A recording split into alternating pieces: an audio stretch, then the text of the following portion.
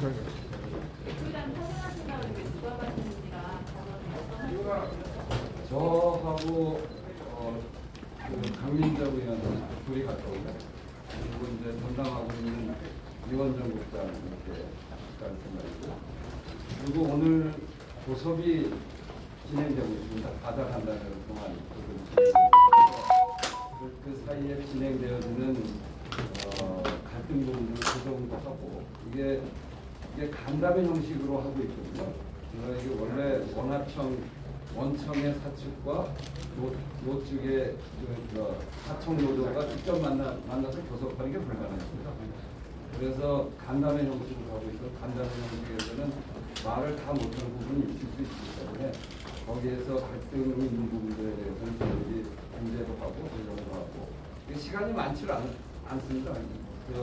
23일부터 하계의 부과에 들어가기 때문에 그 전에 끝을 해야 돼서 오늘 협상이 매우 중요하다고 보고 오늘 협상하는 과정에 저희들이 역할할 수 있는 부분들을 역할하겠다 이런 생각으로 내려갑니다.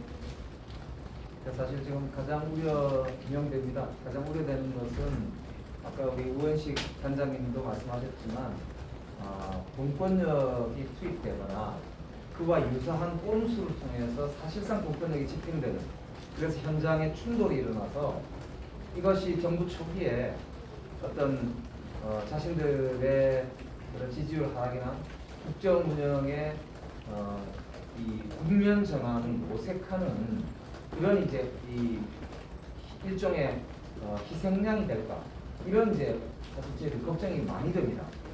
직접 사실 이 저녁에 직접 우원식 단장이 내려가신 이유도 그만큼 절박하게 보고 있기 때문에 지금 굉장히 중요한 시점에 왔다고 생각하고 있고 그 직접 현장에 대표단이 직접 내려가는 거라고 이런 설명을 드립니다. 거기 현장을 보면 밑에 한 분이 1m 감옥 안에 들어가 있고 그리고 직각으로 서 있는 높은 담이 있죠. 그 배 아닌 것 같은데 거기에 수층이 이렇게 한두 사람 정도 지나갈 수 있는 공간들이 있어요. 난간이 있고 그거를 올라가려면 직각 사다리를 타고 이렇게 올라가야 돼요. 근데 그 안에 공간이 넓지 않기 때문에 그거를 강제 진압을 한다면 거기서 훔쳐를 쏜다거나 공권력이 투입된다거나 이렇게 해야 되는데 그럼 그 사람들이 피할 데가 없어요. 그러면 그 정말 아주 극단적인 상황이 발생될 가능성이 굉장히 높은 장소입니다. 그런 점에서 공권력 투입을 하는 건 정말 최악의 수가 될 텐데 그런 일은 절대로 있어서는 안 되고 오늘 있는 사자 간담회를 통한 타협이 이루어질 수 있도록 그런 일이 지금으로서는 오늘 저녁 내일 아침까지가 굉장히 중요한 시기라고 봐서 내려가서 역할을 하겠다 이런 생각. 네. 산업은행 월요일날 만나셨는데 그쪽에서 대응이나 뭐 앞으로 해결 방안이나 이런 거에 대해서 추가적인 얘기는 있었나요? 아직 없습니다.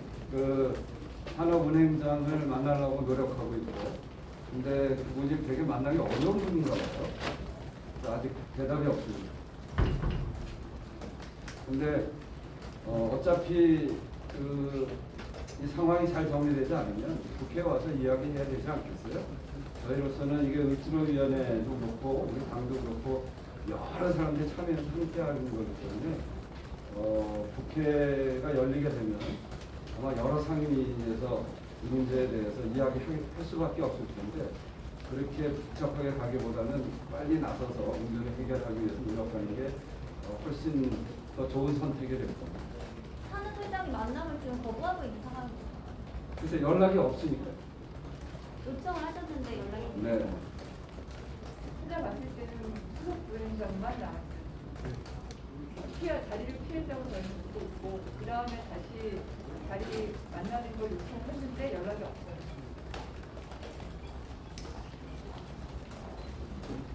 조만간 공권력을 투입할 것으로 그런 예상을 하고 있습니다. 워낙 그쪽에서 공권 투입할 것 같은 고막한 얘기를 많이 했습니다. 그렇게 느껴집니다. 대통령도 그런 것을 않겠잖아요. 그래서 너무나 큰 우려가 있는 거죠.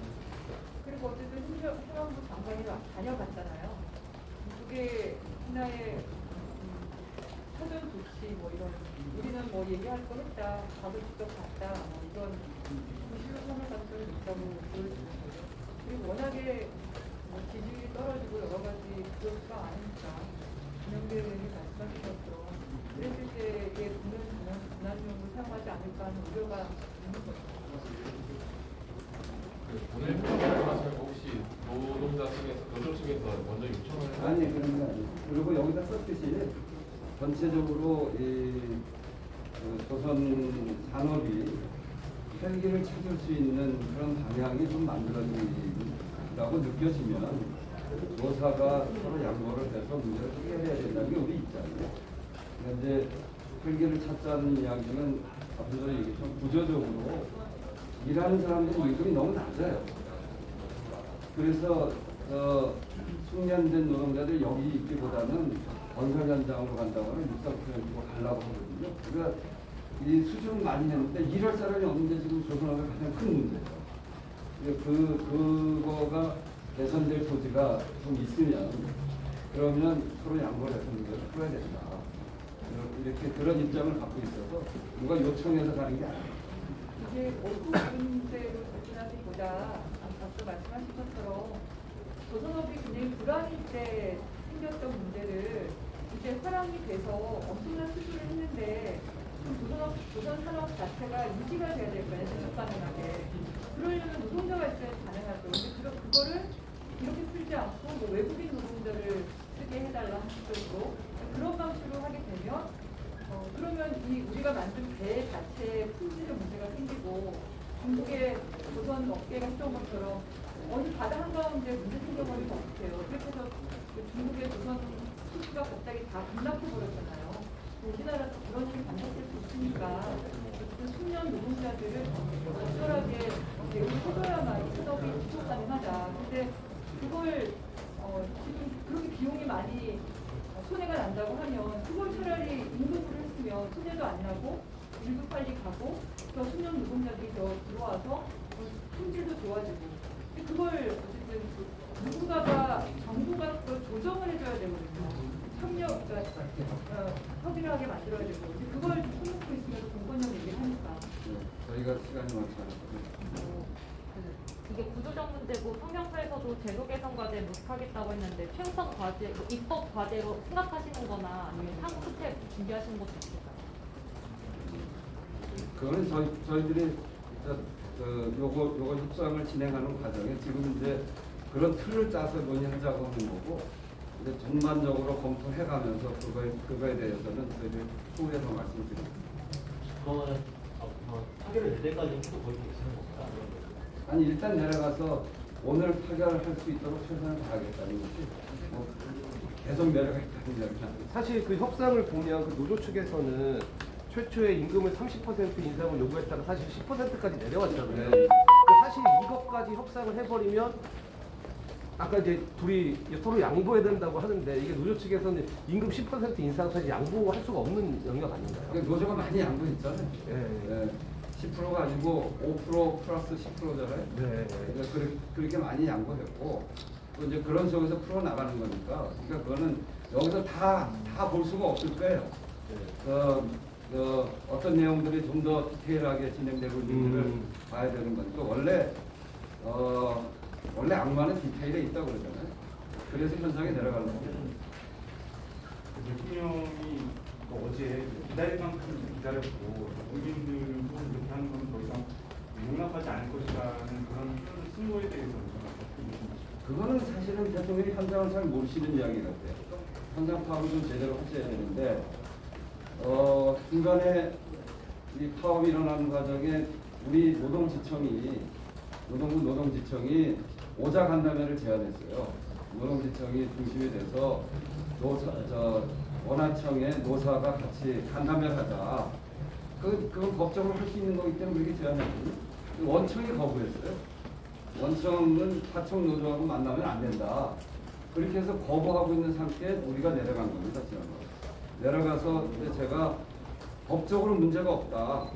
노동지청이 이야기한 게 법을 위반하는 제안을 했겠냐. 그리고 두 번째, 노동법에 따른 교섭은 원하청이 같이 만나서 하면 안 되지만 간담회를 하는 건 얼마든지 가능하기 때문에 정말 무릎을 맞대고 그 애로사항을 서로 청취하기 위해서 간담회를 해라.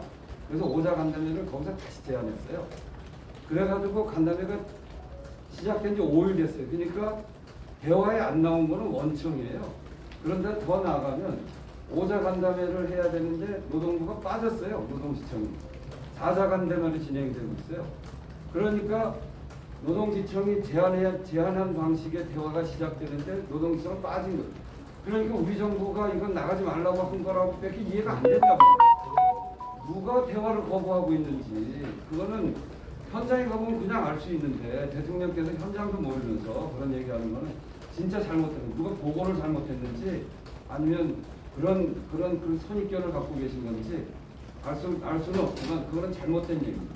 그렇게 얘기할 그러니까 한 말씀 드리고 싶은데요. 그 노사 간에 임금 문제로 갈등을 빚고 있는데 대통령이 나서서 더 이상 기다릴 대로 다 기다렸다는 식으로 협박하듯이 이 문제를 바라보는 것 자체가 큰 문제라고 생각합니다.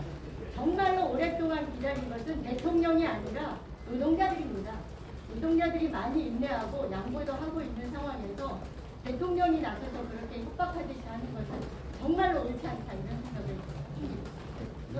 한 가지만 더 여쭤봤으면 그렇게 얘기하고 있는 근거가 불법에 대한 엄정 대응을 하기 위해서라고 했는데 실제로 현장에서 노동자 그 하청 지회에서 이렇게 불법을 저지르고 있는 게 이렇게 많이 있다고 보십니다. 그러니까 이 파업 자체는 합법적으로 진행되고 있는 겁니다. 그래서 파업 자체가 불법 파업이라 이렇게 볼 수는 없고 생산 현장을 점거하고 있는데 그게 지난번에 소송에서 그거는 잘못됐다 이렇게 지금 지적되고 있죠. 그 부분에 대해서는 현장 시설을 점검한 거에 대해서는 지난 소송 과정에서 문제가 있다 이렇게 지적된 걸로 알고 있습니다. 1,600억의 손실이 나고 있다는 것에 그것도 사실이라고 보십니다. 그건 잘 모르겠어요. 그건 회사 쪽 이야기니까. 그런데 생산이 중단되고 있으니까 상당한 그 손실이 나고 있는 건 맞아요. 고맙습니다. 고맙습니다.